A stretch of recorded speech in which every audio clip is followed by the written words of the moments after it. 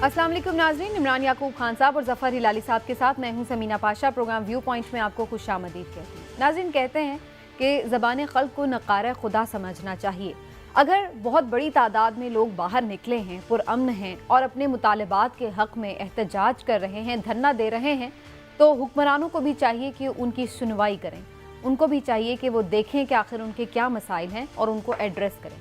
वैसे तो बग़ैर एहतजाज के ही एड्रेस करने चाहिए, लेकिन अगर आप तक आवाज़ नहीं पहुंची तो अब अगर मौसर तरीके से आवाज़ पहुंचाई जा रही है तो वो आवाज़ क्यों नहीं हुक्मरानों तक पहुंच रही और आखिर इतनी ताख़ीर क्यों हो रही है मसाइल हल करने में, ये जानना बड़ा ज़रूरी है। मैं ख़ास तौर पर बात कर रही हूँ गवादर को हक़ दो तहरीक के हवाले से, जिसको तकरीबन 1 महीना हो चला है। अगर टू बी स्पेसिफिक 28 दिन हो चुके हैं उनके धरने को, एहतजाज हो रहा है, रैलियाँ भी निकलती हैं और बहुत बड़ी तादाद में यूँ लगता है कि पूरा शहर ही उमड़ आता है इस एहतजाज में, और आप इसके मनाजिर भी टेलीविज़न पर देख रहे हैं।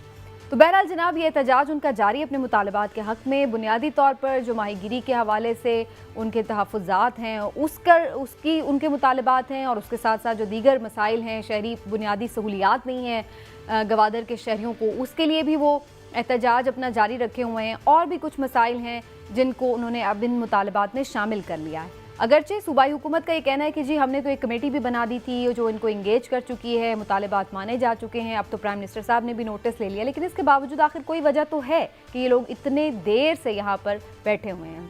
आखिर उसकी क्या वजह है, ये जानने की आज कोशिश करेंगे, डिग आउट करेंगे, और इसके साथ साथ ये भी देखेंगे कि आखिर उनके जो मुतालबात हैं उनको मानने में रुकावट कहाँ पर है, क्या वजह है, कौन लोग हैं वो जो कि रुकावट बने हुए हैं। तो इसके हवाले से भी गुफ्तगू करना ज़रूरी है। आप सबको मैं खुशामदीद कहती हूँ। आज ख़ास तौर पर गवादर से सीनियर सहाफ़ी हैं, ज्वाइन कर रहे हैं साजिद रहीम साहब, बहुत शुक्रिया आपका।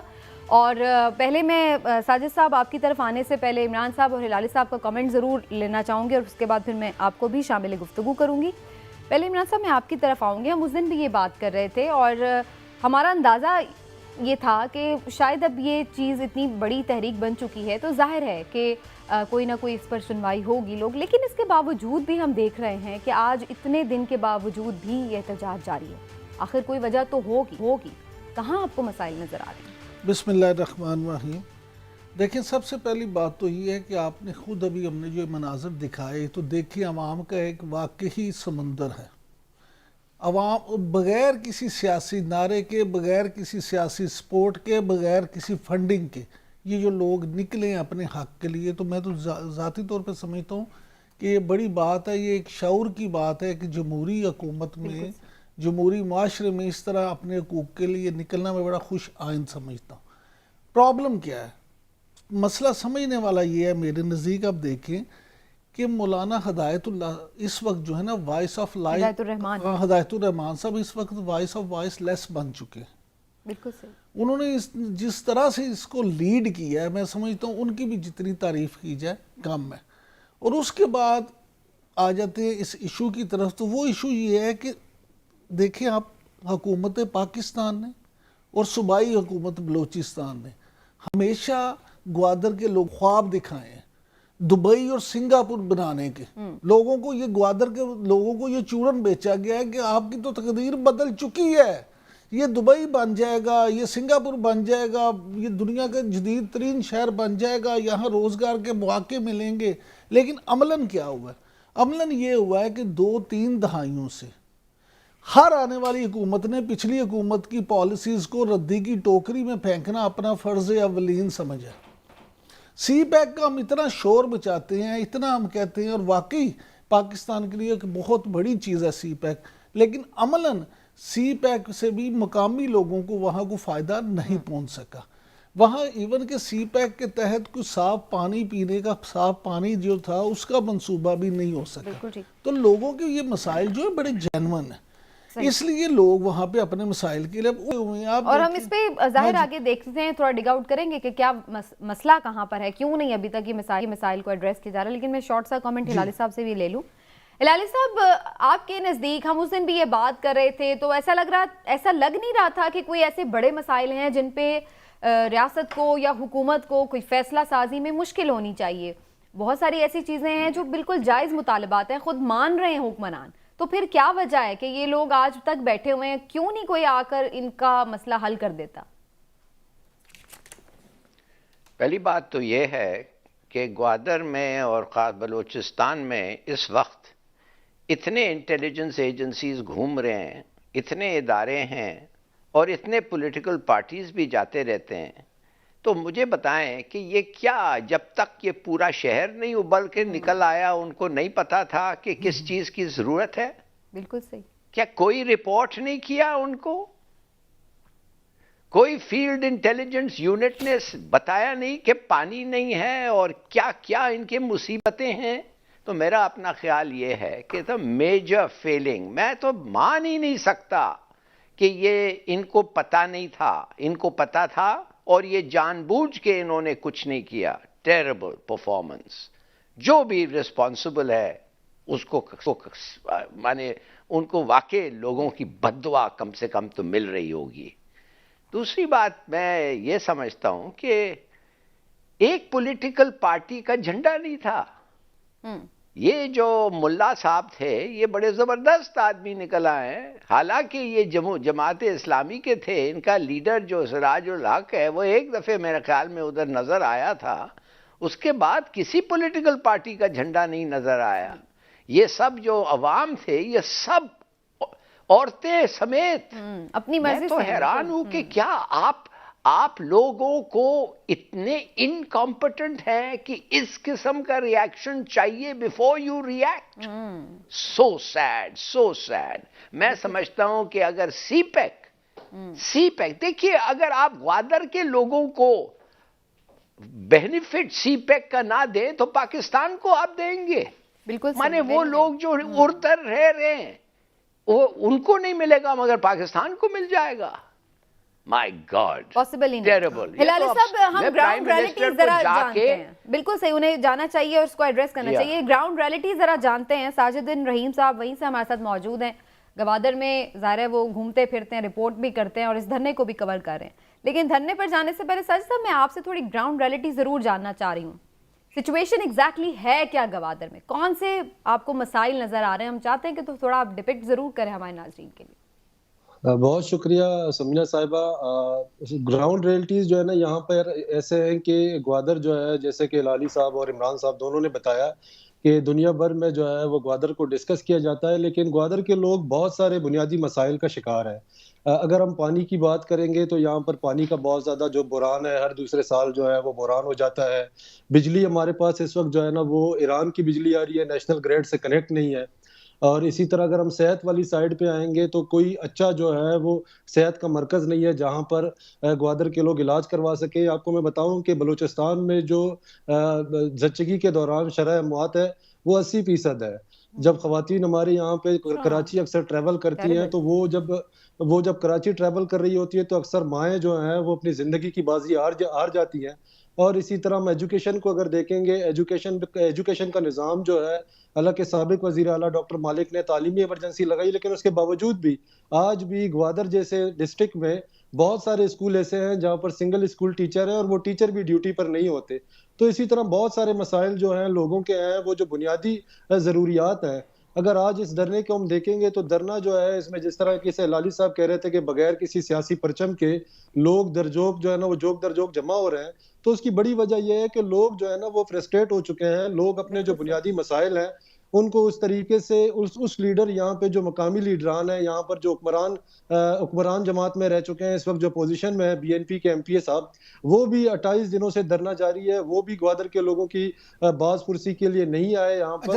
اب یہاں ساجد میں یہ جاننا چاہوں گا کیونکہ آپ وہاں موجود ہیں اور بڑے ایکٹیولی وہاں ہمیشہ جرنلزم میں ایکٹیو رہتے ہیں، مجھے یہ بتائیں کہ جو وزیر اعظم عمران خان صاحب نے یہ نوٹس لیا ہے، میں ذاتی طور پہ تو یہ سمجھتا ہوں، میں ذاتی طور پہ تو اس سے مطمئن نہیں ہوں. صرف یہ کہا جا سکتا ہے کہ دیر آئے درست آئے، کیونکہ یہ نہ ہو کہ 28 دن کے بعد لیے جانا یہ نوٹس بھی ایسا ثابت ہو جیسے انہوں نے مختلف پہلے لیے ہیں مہنگائی کے حوالے سے یا کچھ اور.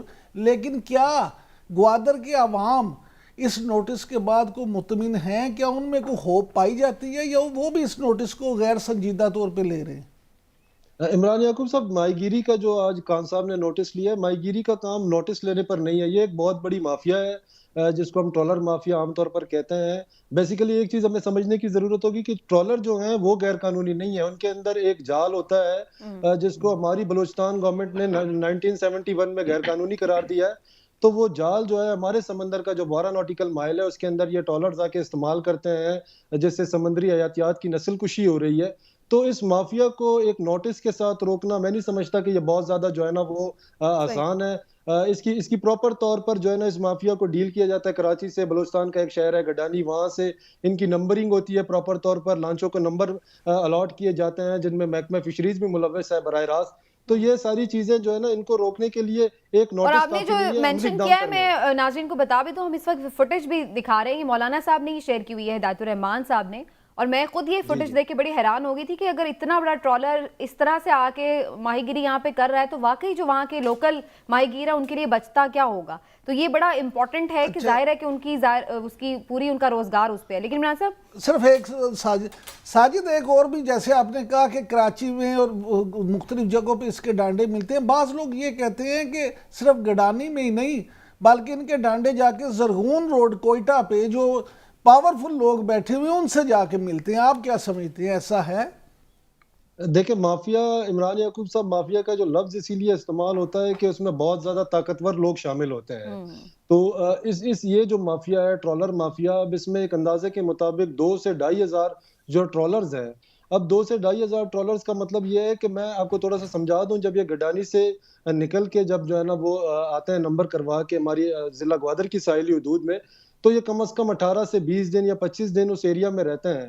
اب 25 دن یہ ٹرالنگ کرنے کے بعد جب دوبارہ کراچی فشار بر جاتے ہیں تو یہ کم از کم ان میں 80 سے 80 لاکھ سے 1 کروڑ روپے کی مچھلی ایک ٹرالر کے اندر ہوتی ہے۔ تو آپ اس سے اندازہ لگا سکتے ہیں کہ کتنے طاقتور لوگ ہوں گے، کون لوگ ہوں گے، اور کس طریقے سے ان کو چلایا جا رہا ہے۔ ہلالی صاحب آپ کوئی کویسچن کرنا چاہ رہے ہیں؟ کامنٹ جی۔ میں یہ پوچھنا چاہتا ہوں آپ کو جی کہ ان کی ایک شکایت تھی گوادر کے لوگوں کی کہ ہندوستانی ٹرالرز اندر آتے ہیں ہمارے حدود میں اور شکار کرتے ہیں مچھی کا، ساتھ ساتھ بنگلہ دیشی بھی آتے ہیں۔ چلیے وہ بنگلہ دیشی کو تو رہنے دیں، فی الحال یہ انڈین کے بارے میں بات کریں۔ ہمیں تو کہا جاتا ہے کہ اگر انڈین کا سبمرین بھی اندر آ جائے ہمارے ٹیریٹوریل واٹر میں وہ بھی ہم پکڑ لیتے ہیں۔ واہ کیا لوگ ہیں ہم! دیکھیے پانی کے نیچے جہاز ہوتا ہے مگر ہمارا ریڈار اور دوسرے سب مرینز اس کو بھی پہچان کے اس کو بھی پکڑ لیتے ہیں، اور اس سے گوادر کے لوگوں کی پاپولیشن جو آمدنی ہے اس سے تباہ ہو رہی ہے، ان کے لائف سٹائل تباہ ہو رہا ہے۔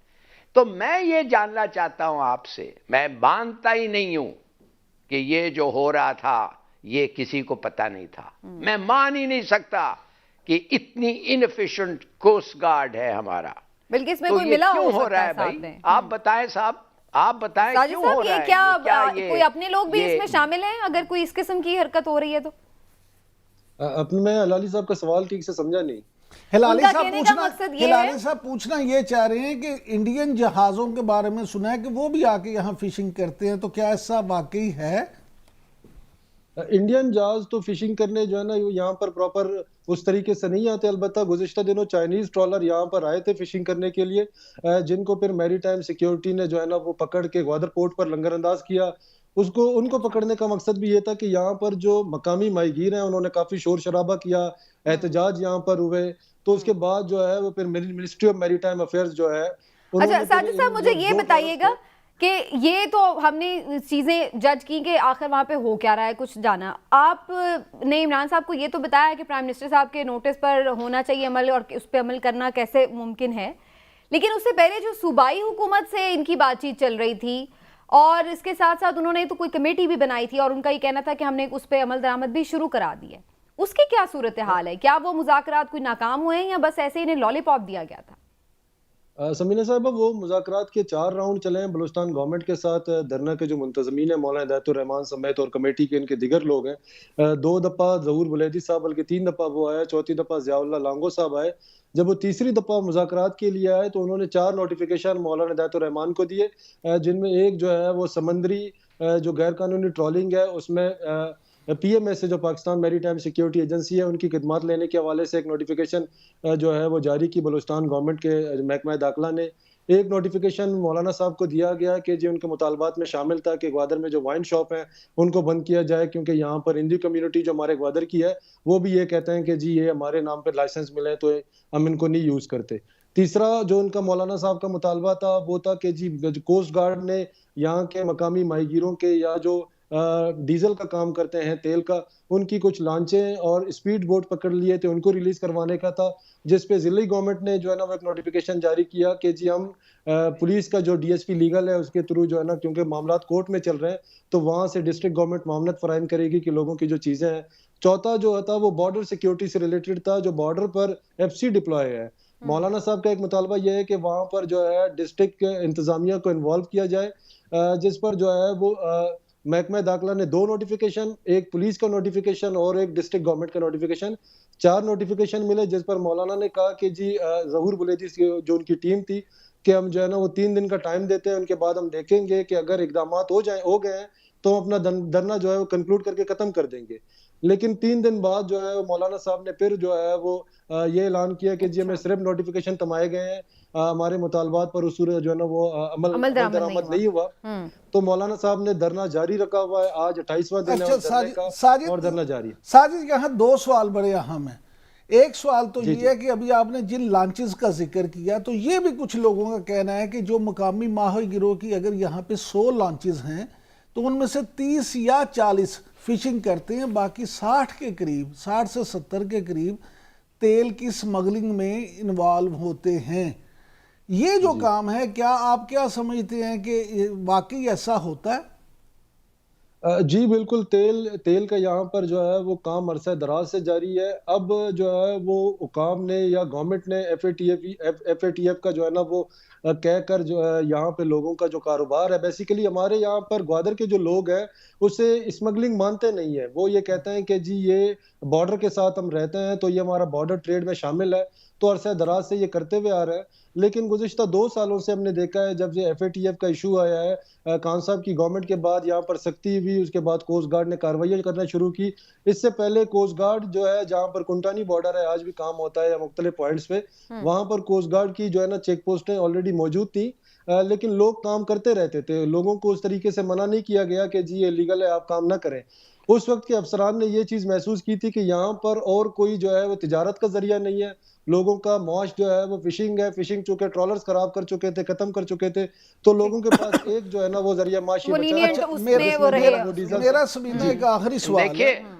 دیکھیے معاف کریے, میں آپ سے یہ پوچھنا چاہتا ہوں, میں آپ سے یہ کہنا چاہتا ہوں, میرے پاس ایک بہت اچھے سورسز ہیں بلوچستان کے اندر جو مجھے بتا رہے ہیں کہ ایک بہت امپورٹنٹ کمپلینٹ تھا کہ باہر کے ملکوں کے ٹرولرز آتے ہیں, فش کرتے ہیں, اور خاص طور جو وہ نیٹ استعمال کرتے ہیں وہ اللیگل نیٹ ہے, اور خاص طور ہندوستانیوں کا جہاز. مگر یہ جو پیٹرول کی آپ بات کر رہے ہیں یہ تو ڈیمانڈ ہے نا, 20 ڈیمانڈز ہیں اور 12 ڈیمانڈز جو ہیں ان میں یہ ہے کہ بارڈر ٹریڈ کو رہنے دیں.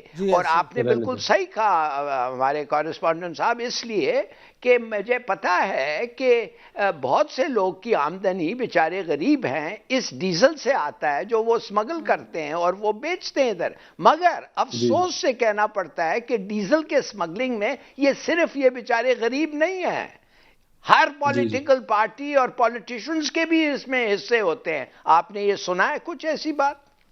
جی بالکل, یہ بالکل سنا ہے, اور اس طریقے سے نہ صرف پولیٹیکل پارٹیز ہیں بلکہ سرمایہ دار بھی جو ہے یہاں پر پہلے کاروبار کرتے رہے. لیکن جیسا کہ میں نے ذکر کیا کہ ان دنوں پابندیوں کے باوجود صرف جو ہے نا وہ 250 سے 300 اسپیڈ بوٹ جو ہے نا یہاں کی جو لوکل ایڈمنسٹریشن یا سیکیورٹی حکام ہے انہوں نے جو ہے نا وہ الاؤ کیے ہیں پر ڈے, تاکہ لوگ جو ہے ان کا گزر بسر ہو سکے. اس سے قبل لالی صاحب بالکل درست فرما رہے ہیں, یہاں پہ باقاعدہ طور پر جو ہے وہ. چلیے ساجد صاحب آپ کی طرف میں دوبارہ بھی آتی ہوں. اس وقت جو اس تحریک کے سربراہ ہیں مولانا الرحمان صاحب, انہوں نے ہمیں جوائن کیا تو ان سے ضرور ان کا موقف جانیں گے. بہت شکریہ مولانا صاحب آپ کا, اور آپ کو مبارکباد بھی ہم دینا چاہیں گے کہ آپ ایک پرامن تحریک اتنی دیر سے لیڈ کر رہے ہیں اور اس کو آپ نے اتنا بڑھایا ہے کہ ظاہر ہے کہ آواز اب پہنچی ہے حکمرانوں تک. لیکن یہ آواز بڑی دیر ہو گئی پہنچتے مولانا صاحب. اب جو پرابلمز تھے وہ ہم کافی زیادہ ڈسکس کر چکے ہیں، اگر آپ اس میں کچھ شامل کرنا چاہیں تو وہ کر دیجیے گا، لیکن اس وقت آپ کی پرائم ڈیمانڈ جس پہ آپ دھرنا کنکلوڈ کر سکیں، ظاہر ہے بہت ساری چیزیں ایسی ہیں جس میں وقت لگے گا کرنے میں، لیکن کوئی ایسی پرائم ڈیمانڈز ہیں آپ کی جو وہ کر دی جائیں تو آپ اس کو احتجاج کو ختم کر دیں گے؟ جی بہت شکریہ، آپ نے ہمیں موقع دیا۔ تو قومی میڈیا جو ہے وہ کترینہ کیف کی شادی سے فارغ ہو گئی؟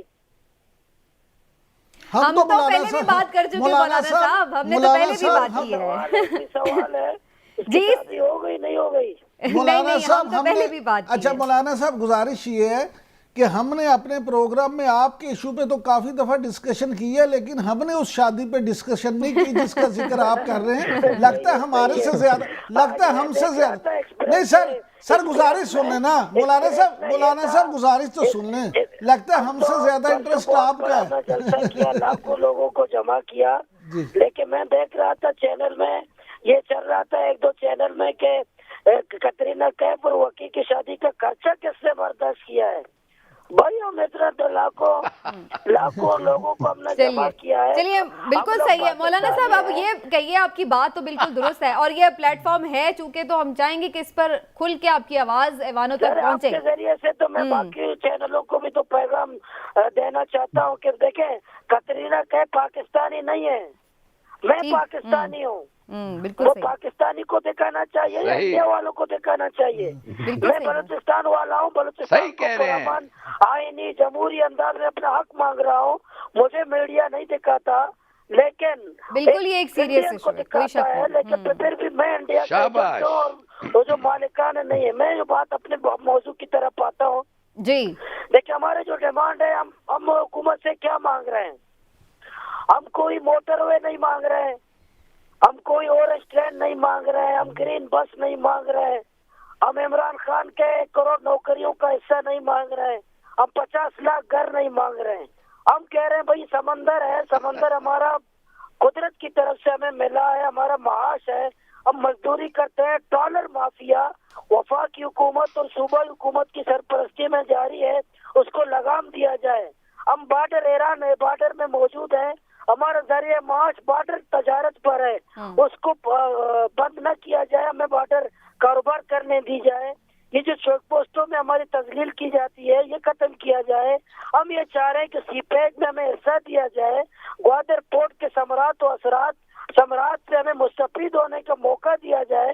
ہمیں چیک پوسٹوں کی ضرورت نہیں ہے، ہمیں تعلیمی اداروں کی ضرورت ہے، جدید ہاسپٹل کی ضرورت ہے، ہمیں ٹیچر کی ضرورت ہے، ہمیں لیکچرر اور ڈاکٹر کی ضرورت ہے۔ ہمارا دھرنے کا بنیادی مقصد یہی ہے۔ دنیا کا کوئی ایک بندہ بتائے کہ ہم یہ اس مطالبات میں ہم ناجائز ہیں، ہم غیر قانونی ہیں۔ آپ کے مطالبے ویسے صوبائی حکومت سے مولانا صاحب یا وزیر اعظم صاحب سے براہ راست، کیونکہ اب تو وزیر اعظم نے بھی نوٹس لے لیا، صوبائی حکومت سے تو آپ کی آلریڈی کنورسیشن بھی چل رہی تھی اور کمیٹی سے بات چیت بھی، اس وقت آپ کیا چاہ رہے ہیں؟ صاحب نے بھی 28 دن کے بعد، کیونکہ جدید دور میں، کیونکہ ٹیکنالوجی کا دور آج کل نہیں ہے، موبائل کا دور نہیں ہے، ہم قدیم دور میں رہتے ہیں، کوئی نظام نہیں ہے، بات پہنچتے اسلام آباد کا ہمیں 28 دن گزر گئے، 28 دنوں سے ہم دھرنا دیا ہے۔ چلو یہ بھی دیر آیا درست آیا، تو امید رکھتے ہیں، امید مایوس نہیں ہونا چاہیے، اور امید رکھتے ہیں کہ اس نوٹس سے بہتری کی امید ہے کہ ڈالر مافیا چلے جائیں گے، بارڈر کھلے گا، ہمیں کاروبار کا موقع کوئی رابطہ نہیں ہوا آپ سے؟ صوبائی حکومت تو بے بس ہے۔ آپ سے کوئی رابطہ نہیں ہوا لیکن کیا مولانا صاحب ابھی تک؟ مجھے یہ کمشنر میں جو ہے مکران وہ آ رہے ہیں، رابطہ ہوا، اور اسی طرح کل کا پتہ چیف سیکرٹری صاحب آ رہے ہیں، تو صوبائی حکومت والے شاید کل کو آ جائیں، لوگ اس سے بات کریں گے، لیکن 28 دن ہمیں ہو گئے تو ہمارے باتوں سے سنجیدہ صوبائی حکومت سنجیدہ نہیں تھی۔ ابھی تو ہم نے یہی فیصلہ کیا، تو ہم ایک دن بھی صوبائی حکومت کو نہیں دیں گے۔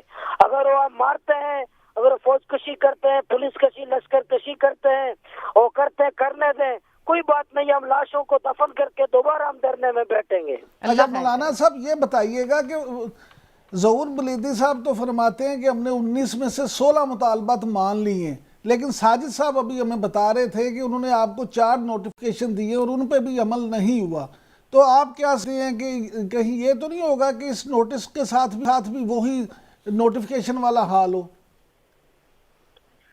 اصل میں یہ غلط صوبائی حکومت غلط بیان ہی کر رہی ہے کہ 16 مطالبات ہم نے مان لیے کہ مطلب یہ انہوں نے ایک مطالبے کے بارے میں لکھا میرے پاس موجود ہے کہ کمیٹی کو ریفر کیا جائے گا، اس کا عمل درآمد صوبائی حکومت کے بقول یہ عمل درآمد ہے. فی الحال کام میں کمیٹی بنائی جائے گی، فی الحال کام متعلقہ فورم کو بھیجا جائے گا. 28 دن ہو گئے متعلقہ کمیٹی کو بھیجا ہی نہیں ہے، 28 دن ہو گئے کمیٹی بنی ہی نہیں ہے، 28 دن ہو گئے سرکولر جاری ہی نہیں ہوا. آپ بتائیے 16 امور پہ صرف کیا جائے گا، ہم کام کہہ رہے ہیں کہ کیا جائے گا کا سلسلہ ختم ہے. ہمارے پاس آ جائیں بتائیں کہ ہم نے کیا ہے. بالکل سالڈ ہے. اچھا ہلالی صاحب بھی کچھ کہنا چاہ رہے ہیں آپ سے. جی ہلالی صاحب. مولانا صاحب جی. خدا کے لیے آپ اپنا ایک پارٹی بنائیں، خود لڑیں. آپ کو تو اس پروونس کا چیف منسٹر میں آ کے دھاندلی سے ووٹ دلاؤں گا آپ کو. نہیں ہم دھاندلی سے تو دوسرا ہوشیار ہے، لیکن اب ان کو دھاندلی بھی نہیں کرنے دیں گے کسی کو. انشاءاللہ یہ عوامی تحریک چل پڑی ہے انشاءاللہ بلوچستان میں. دھاندلی کی ضرورت بھی نہیں پڑے گی لالی صاحب، ان بڑے لوگوں کی سپورٹ ہے. لیکن ایک چیز میں اور ضرور جاننا چاہوں گی کہ یہ ساجد میں آپ سے بھی جانوں گی اور مولانا صاحب سے بھی، یہ کہ بلوچستان کا مسئلہ صرف گوادر تک نہیں ہے، بہت سارے مسائل ہیں بلوچستان کے اور ایک پورا بہت بڑا رقبہ ہے جو کہ بہت بنیادی سہولتوں سے محروم ہے. کیا آپ کو نظر آ رہا ہے کہ یہ تحریک جس طرح سے ایک پرامن اور مؤثر آواز بن کر سامنے آئی ہے اور ایوانوں تک پہنچی ہے، یہ تحریک پھیلے گی اور اس کا دائرہ کار بڑا ہوگا؟ ساجد صاحب پہلے آپ جواب دیجئے، پھر مولانا صاحب سے بھی میں لیتی ہوں. جی مولانا صاحب آلریڈی اس تحریک کا جو ہے نا وہ نام چینج کر چکے ہیں. پہلے اس تحریک کا نام تھا گوادر کو حق دو، اب اس تحریک کا نام جو ہے وہ حق دو تحریک بلوچستان کر دیا گیا ہے. گڈ. اور ابھی جو ریلی آرگنائز کی تھی مولانا نے، تو اس میں نہ صرف گوادر کے لوگ تھے بلکہ مکران ڈویژن سے اور کراچی سے بھی کچھ لوگ آئے تھے. اس ریلی میں بلوچستان کے دیگر علاقوں سے بھی کچھ لوگ آئے تھے. تو مولانا صاحب کی فین فالوئنگ جو ہے نا وہ بلوچستان بڑھ میں جو ہے نا وہ دن بہ دن اضافہ ہوتا جا رہا ہے اس میں. تو پھر آپ لالی صاحب کے موقف کے ساتھ ہیں. مولانا صاحب آپ بتائیے، اس کا دائرہ کار بڑھانے کا ارادہ رکھتے ہیں آپ؟ بلوچستان کا نام تو آپ نے اس کے ساتھ جوڑ دیا ہے، اور کیا اس کے لیے آپ پھر فردر ڈیمانڈز کریں گے، اور کیا یہی پروٹیسٹ راستہ ہوگا یا پھر ہلالی صاحب کا مشورہ بنائیں گے کچھ آگے؟ 3 مہینے کے بعد میں 10 لاکھ لوگوں کو کوئٹہ میں جمع کر رہا ہوں. اچھا. اور اس کے کیا مقاصد ہوں گے؟ میرا آج سے اعلان ہے، 3 مہینے بعد میں بلوچستان کے 10 لاکھ لوگوں کو جمع کروں گا، پھر بتاؤں گا کہ جعلی قیادتیں لاؤ گے نہیں لاؤ گے. اچھا. حقیقی لوگوں کو لے آؤ، پھر بتاؤں گا لاپتہ افراد کو بازیاب کرو، ہماری تذلیل بند کرو. انشاءاللہ 3 مہینے بعد آپ دیکھیں گے کہ 10 لاکھ لوگ کوئٹہ میں انشاءاللہ جمع ہوں گے. اس کے بعد 3 مہینے بعد میں اسلام آباد میں پھر لاکھوں کو لوگوں کو میں انشاءاللہ جمع کر کے پاکستان حکومت سے بتاؤں گا کہ آپ ہمیں تیسرے درجے کی شہری بناؤ گے یا اول درجے کی شہری بناؤ گے. نہیں انشاءاللہ آپ کے تمام مسائل ایڈریس ہوں گے. بہت بہت شکریہ آپ کا. مولانا صاحب دھرنے کے مقام پر موجود ہے اور ہمیں جوائن کیا. ساجد بن رحیم صاحب آپ نے ہمیں جوائن کیا آج کے شو میں، آپ کا بھی بہت شکریہ. امید یہی اور خواہش بھی کہ پرامن طریقے سے تمام معاملات حل ہوں. احتجاج کی نوبت آنی ہی نہیں چاہیے، اس سے پہلے ہی بنیادی جو سہولتیں ہیں اور بنیادی مسائل ہیں ان کا نہ صرف ادراک ہونا چاہیے بلکہ ان کو حل بھی ہونا چاہیے. دیکھتے ہیں کہ جی سینس پریویل کرتی ہے یا نہیں، یا پھر یہاں پر بھی ایک غفلت اور لاپرواہی کے نتیجے میں کوئی نیا بحران اپنے لیے حکومت کھڑا کر لے گی. آنے والے دن میں دیکھیں گے کیا ہوتا ہے. ابھی ایک بریک لیتے ناظرین، واپس آتے ہیں تو بات کرتے ہیں چیئرمین نیب کی تقرری کے حوالے سے.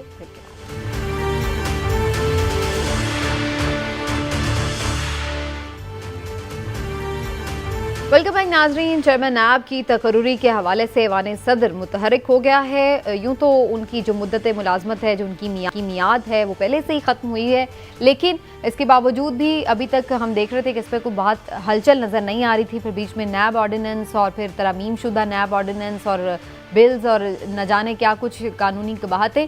لیکن بہرحال اب اس پہ ایوان صدر نے اپوزیشن لیڈر بھی اور وزیر اعظم سے بھی دونوں سے نام طلب کر لیے ہیں. چیئرمین نیب جاوید اقبال صاحب کو ریپلیس کرنا ہوگا یا انہی کا نام دوبارہ سجیسٹ کرنا ہوگا حکومت کی طرف سے، اور کیا کسی ایک نام پر متفق بھی ہو پائیں گے یا نہیں. وہ اپوزیشن اور وہ حکومت جو بالکل ایک دوسرے سے سلام دعا کی بھی روادار نہیں ہے، تو کیا ایسی تعیناتی مل جل کے کر سکیں گے یا نہیں، اس پر بات کر لیتے ہیں.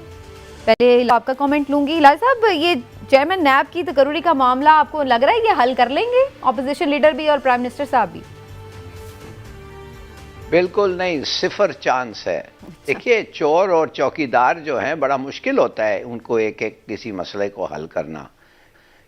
تو اب ایک آرڈیننس سینٹ سے پاس ہو گیا ہے، اب بڑے آسانی سے نیشنل اسمبلی میں پاس ہو جائے گا تو قانون بن جائے گا. اور وہ قانون یہ کہتا ہے کہ جب تک ایک کینڈیڈیٹ نہ آئے جو اگریڈ کینڈیڈیٹ ہے اس وقت تک جاوید اقبال صاحب جو ہیں وہ نیب کے چیئرمین ہوں گے. تو یہ تو اگریمنٹ تو ہونا ہی نہیں ہے نا، تو یہ پھر چلتے رہیں گے. اس پہ ڈسکشن کرنا بائی ڈیزائن ہی ایسے کیا گیا ہو ہی نہیں سکتا ہے. ٹھیک ہے عمران صاحب آپ کی کیا رائے؟ چور اور چوکیدار as I said. دیکھیں مجھے نا بڑی خوشگوار حیرت ہوگی اگر وزیر اعظم اور اپوزیشن لیڈر دونوں اس پہ کو متفق کسی نام پہ ہو جائے. اچھا اصل ایشو کیا ہے؟ مجھے اصل ایشو یہ نہیں ہے چور یا چوکیدار والا، اصل ایشو ہے انا کی تسکین والا. اچھا وزیر اعظم کی انا کو تسکین اس میں ملتی ہے کہ وہ اپوزیشن لیڈر سے بات ہی نہ کریں. اچھا اب آپ یہ دیکھیں کہ آپ نے یہاں تک کیا کہ اس کے لیے آپ نے قانون میں ترمیم کر لی.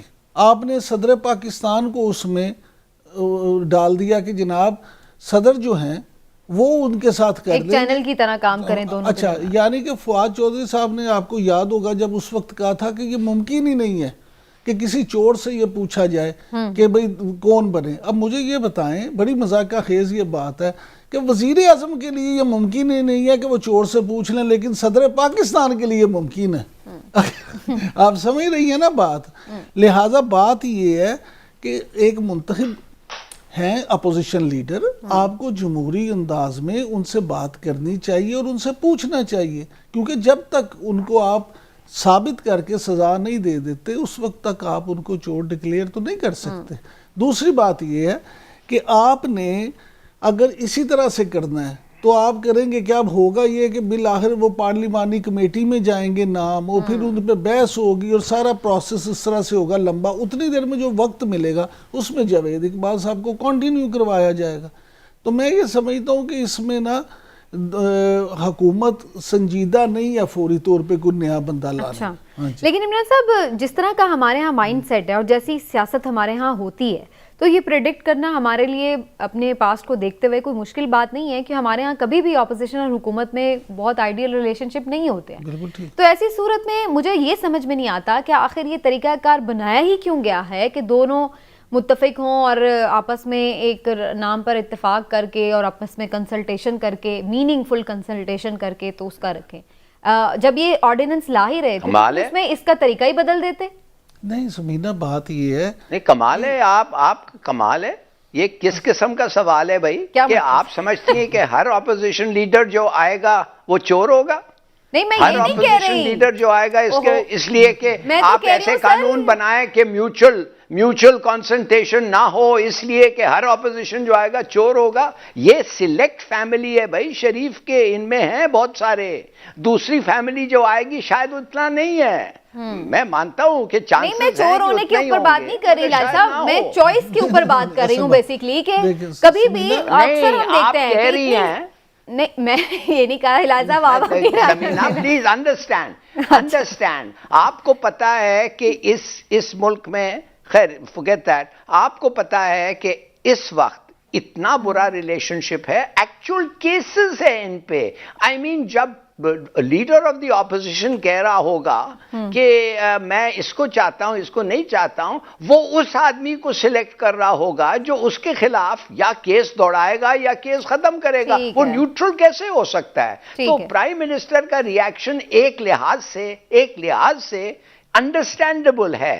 اور میرے خیال میں یہ قانون نہیں ہونا چاہیے. یا آپ چیف جسٹس کو کہیں اپوائنٹ کریں، یا آپ مجھے نہیں پتا کوئی اور اچھا طریقہ ہو، مگر کوئی نیوٹرل امپائر. یہ تو میرا پوائنٹ تھا نا ہلالی صاحب، آپ نے ایسے ہی مجھے کٹہرے میں کھڑا کر دیا. میرا بھی یہی پوائنٹ تھا کہ کوئی طریقہ ہی ایسا وضع کر دیں. گزارش یہ ہے کہ جو آپ کا سوال تھا، یس آئی ایگری ود دیٹ. اچھا میں اس کی طرف آ جاتا ہوں. دیکھیں جمہوریت میں سب سے آسان طریقہ کیا ہوتا ہے؟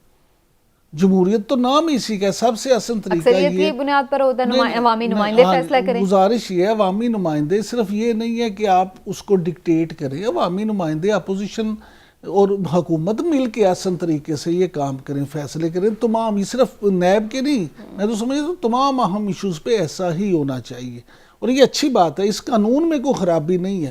اصل خرابی ہے اگر اعتراض ہے کسی کو کسی کی شخصیت سے، جو میں نے پہلے بات کی تھی کہ انا پرستی جو ہے وہ قوانین پہ حاوی ہو جاتی ہے، تو یہ جو چیز ہے اس کو ختم ہونا چاہیے۔ اور دوسری بات یہ جو لالی صاحب فرما رہے تھے کہ اگر آپ چیف جسٹس کو دیتے ہیں تو لوگ تو بہت سارے لوگ ایسے ہیں جو معزز جج صاحبان کے تقرر کو بھی کوشچن کر سکتے ہیں، کوشچن کرتے ہیں، اور سپریم جوڈیشل کونسل جو ہے اس کو اسی مقصد کے لیے پھر استعمال بھی کیا جاتا ہے، اس پہ طریقہ کار بھی وضع کیے جاتے ہیں، یہ ساری چیزیں ہیں۔ لہٰذا صرف یہ نہیں ہے کہ ایک موضوع ایک شخص کے تقرر کے لیے ہر دفعہ قانون سازی کی جائے، آپ کو ہر بار قانون نہیں بدلنا ہوتا، آپ کو قانون کے دائرے میں رہ کے اس قانون کے مطابق چلنا ہوتا ہے۔ بالکل ٹھیک ہے، لیکن اگین وہی بات ہے کہ جو اگر کسی قانون میں کوئی حکم ہو تو ظاہر ہے کہ اس کو بدلا بھی جا سکتا ہے، لیکن اگین وہی بات ہے کہ یہ سارا کنسلٹیشن سے ہی ہونا چاہیے۔ چلیے جی دیکھتے ہیں اس حوالے سے کوئی فیصلہ ہو پاتا ہے یا نہیں اپوزیشن اور حکومت سے، یا پھر یہ صرف ایک ٹائم گزارنے کی پالیسی ہی ہے حکومت کی۔ آنے والے دنوں میں اس پر بھی پتہ چل جائے گا۔ ابھی ایک بریک لیتے ہیں، بریک سے واپس آ کے کچھ انٹرنیشنل سینیریو کے حوالے سے بڑی امپورٹنٹ خبر ہے، کیا نئی جنگ چھڑنے والی ہے خطے میں، کیا ایران کو بھی امریکہ عراق اور باقی دوسرے ممالک کی طرح کچھ جنگ زدہ بنانا چاہتا ہے؟ اس بریک کے بعد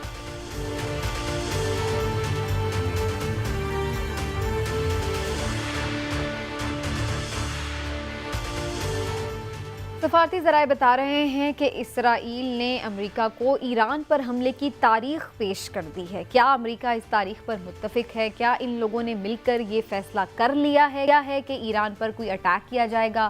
اور خدا نخواستہ اگر ایسی کوئی چیز صورتحال بنتی ہے، دیکھنے میں آتی ہے، تو پھر کیا ہوگا؟ پاکستان کی اسٹریٹجی کیا ہونی چاہیے؟ خطہ کیا نئی کسی جنگ کا متحمل ہو سکتا ہے؟ خود امریکہ کیا کسی نئی جنگ کا متحمل ہو سکتا ہے؟ جبکہ ابھی انہوں نے بڑی پسپائی کے ساتھ افغانستان سے نکلے ہیں اور اپنی جان بڑی مشکل سے بچائی ہے۔ تو اس حوالے سے ذرا بات کر لیتے ہیں۔ الہی صاحب، آپ کو کیا لگ رہا ہے، کیا پہلے میں آپ سے اسپیسیفکلی اسرائیل اور امریکہ کی اسٹریٹجی جاننا چاہوں گی، پھر بعد میں پاکستان کے حوالے سے میں بات کروں گی آپ سے، لیکن کیا آپ کو لگ رہا ہے یہ کوئی اس طرح کا پلان کر سکتے ہیں؟ جی، اسرائیل نے تو بتا دیا تھا یونائٹڈ اسٹیٹس کو کافی دنوں سے کہ ہم ایک پوائنٹ آئے گا جب ہم اس سے زیادہ ٹھہر نہیں سکیں گے، اور اب جو ان کو پتہ چل گیا ہے کہ یورینیم انریچمنٹ 60% ہو گئی ہے اور 90% ہوتا ہے ویپنائز کرنے کے لیے، اور بھی سینٹریفیوجز جو ان کے پاس ہیں سوفسٹیکیٹڈ ہیں، تو اس کا مطلب یہ ہے کہ جب ایران چاہے 3 ہفتے کے اندر وہ ایک بم بنا سکتا ہے۔ اور آپ کو پتہ ہے اسرائیل بڑا چھوٹا سا ملک ہے، 6-8 ملین ان کا پاپولیشن ہے، تو 1-2 بم کافی ہیں پورے اسرائیل کے لیے۔ اور ایران کا جو میسائل سسٹم ہے، حالانکہ اسرائیل کہتا ہے کہ American system anti missile system جو ہے ان کے میسائلز کو روک سکتا ہے، اور ساتھ ساتھ کچھ لوگ کہتے ہیں کہ نیوکلیئر ڈیلیوری کے لیے ابھی تک ان کے پاس میسائلز نہیں ہے۔ میرے خیال میں یہ ایک بہت بڑا رسک ہوگا، تو انہوں نے فیصلہ یہ کر لیا ہے کہ ایران کے ہر نیوکلیئر فیسلٹی کو ہم بم کر کے ختم کریں، اور اس لیے کچھ ٹنلز کے اندر پہاڑوں میں ہے تو ٹیکٹیکل نیوکلیئر ویپنز کی بھی تیاری ہو گئی ہے۔ اب آپ مجھ سے پوچھ رہے ہیں گڈ کویسچن کہ امریکہ کیا ان کو ویٹو کر سکتا ہے؟ ہاں، امریکہ ویٹو کر سکتا ہے، مگر سمینا میرے خیال میں ڈیلے کر سکتا ہے، یہ نہیں کر سکتا ہے کہ یہ نہیں ہوگا۔ اور بلکہ پرسوں بائیڈن نے اپنے پینٹاگن کو کہا تھا کہ مجھے اور آپشنز چاہیے، مانے کہ اگر اگریمنٹ نہ ہو، اگریمنٹ یہ نہ ہو کہ ایران کہہ رہا ہے کہ بھائی تم ہمارے سینکشنز ختم کرو اور ہمارا بڑا نقصان ہوا ہے، یہ جو تم لوگ نے سینکشنز امپوز کیا ہے، حالانکہ تم نے وعدہ کیا تھا کہ نہیں کرے گا، تو کم سے کم سینکشنز اٹھاؤ اور ہمارے کو ٹریڈ کرنے دو پوری دنیا کے ساتھ۔ امریکہ کہتا ہے نہیں، تم ایسے کرو، پہلے تم وہ انرچ یورینیم ختم کرو، سینٹریفیوجز ختم کرو، اور ہمیں سیٹسفائی کرو کہ تم وہ پوزیشن پہ جاؤ گے جو 2015 میں 2018 میں تھا جب تم تھے، تو وہ بڑا مشکل ہے ان کے لیے۔ تو لہٰذا 2015 سوری. تو لہٰذا یہ حالت اس وقت یہ ہے کہ اسرائیل اور امریکہ میں تھوڑی سی ڈس ایگریمنٹس ہے. اور سمینا ناؤ اگر ایران کو آپ اٹیک کرے تو اس کے معنی حزب اللہ ایران کے ساتھ کچھ کرے گا, اور حزب اللہ کے ساتھ کافی میسائلز ہیں, اور حزب اللہ بالکل پڑوس ہے اسرائیل کے, اور حماس بھی ہے, ان کے پاس پتہ نہیں کیا ویپنز ہیں کیا نہیں تو ہے. یہ لوگ بھی ان کے اگینسٹ یونائٹ ہو. فائنلی میں آپ اور پھر فائنلی ہمارے پہ بھی بہت اثر ہوگا. خیر یہ بعد کی بات یہ میں ہے, بعد میں آ کے مگر اس پہ بات ویری کرتی ہوں. ڈینجرس بالکل ٹھیک ہے. سچویشن. ڈینجرس سچویشن ہے لالی صاحب کہہ رہے ہیں. کیا عمران صاحب آپ کو بھی یہ لگ رہا ہے کہ وہ ٹارگیٹڈ کارروائیاں کر سکتے ہیں ان کے نیوکلیئر ایسٹس پر, جو کچھ بھی ان کے وہاں پہ ہوگی؟ اور دوسرا یہ کہ یہ کوئی ایسی دھمکیاں ایران بھی یہ کہہ رہا ہے کہ ہم بھی پھر آپ کی اینٹ سے اینٹ بجا دیں گے. ایسا سمینا میں موقف جو ہے نا میرا وہ ہلالی صاحب سے بالکل الٹ ہے. اچھا, ڈینجرس سچویشن ضرور ہے, لیکن میں سمجھتا ہوں کہ 100% اسرائیل کی گیدر بکی ہے. اچھا, ہاں جی, اور اسرائیل نے اب امریکہ سے نہیں کہا, یہ امریکہ کی اشیر بات پہ اسرائیل نے کیا ہے. ٹھیک ہے. یہ آپ کو یاد ہوگا اسی سال 2021 کی جنوری میں بھی اسرائیل نے اپنے آرمی چیف سے کہہ دیا تھا کہ ایران پہ حملہ کرنے کی تیاری کرو. یہ پہلی دفعہ نہیں ہے. اصل ایشو ہے اسرائیل چاہتا کیا ہے. اسرائیل یہ چاہتا ہے کہ اسرائیل نے جو یہ بیان دیا ہے ایران اس پہ ریئیکٹ کرے. جب ایران ریئیکٹ کرے گا تو وہ دنیا سے کہے گا دیکھا یہ تو اس طرح کا ہے. تو میں اسی لیے کہتا ہوں, اور جو پھر وہ مذاکرات ہیں ان کے امریکہ کے ساتھ وہ سبوتار ہو جائیں. جب وہ سبوتاج ہو جائیں گے تو معاملہ اس سے فائدہ ہوگا, اور امریکہ اس کو بنیاد بنا کے ایران کے خلاف کوئی کارروائی کر سکے گا. اچھا. اسرائیل خود نہیں کرے گا. اس کی بنیادی وجہ ہے اس کو اس بات کا پتہ ہے کہ اسرائیل جو ہے وہ ایران, فلسطین یا لبنان نہیں ہے. ایران جو ہے وہ ان سے مختلف ہے, اور ایران اگر واپسی پہ جو ایران ریئیکٹ کرے گا, نہ صرف کرے گا بلکہ جس طرح ہلالی صاحب کہہ رہے تھے حزب اللہ اور دوسرے لوگ جو ساتھ مل کے کریں گے تو اسرائیل کو اس سے زیادہ نقصان پہنچ سکتا ہے. پاکستان کو کیا کرنا چاہیے ہلالی صاحب؟ بالکل لاسٹ منٹ ہے, کچھ شارٹ سا آپ اگر کامنٹ کر دیں. دیکھیے ایران ہمسایہ ملک ہے, ایک مسلمان ملک ہے, ہمارے سے ان کی دوستی ٹھیک ٹھاک ہے, اور ہمارے لوگ اور عوام جو ہیں وہ بہت ان کی فیلنگز انوالوڈ ہوں گی اگر امریکہ اور اسرائیل مل پہ ان پہ حملہ کریں تو بہت ہی اٹس ویری سیریس. اور کیا ہوگا سینکشنز میں تو ہم بالکل حصہ نہیں لیں گے. امریکہ بے شک UN جا کے کہیں کہ ان کو کھانا مت دو, یہ وہ سوال ہی نہیں پیدا ہوتا ہے. آج امریکہ اگر افغانستان پہ بھی سینکشنز کریں ہم اس کو ایکسیپٹ نہیں کریں گے, نہ ایران پہ کریں گے.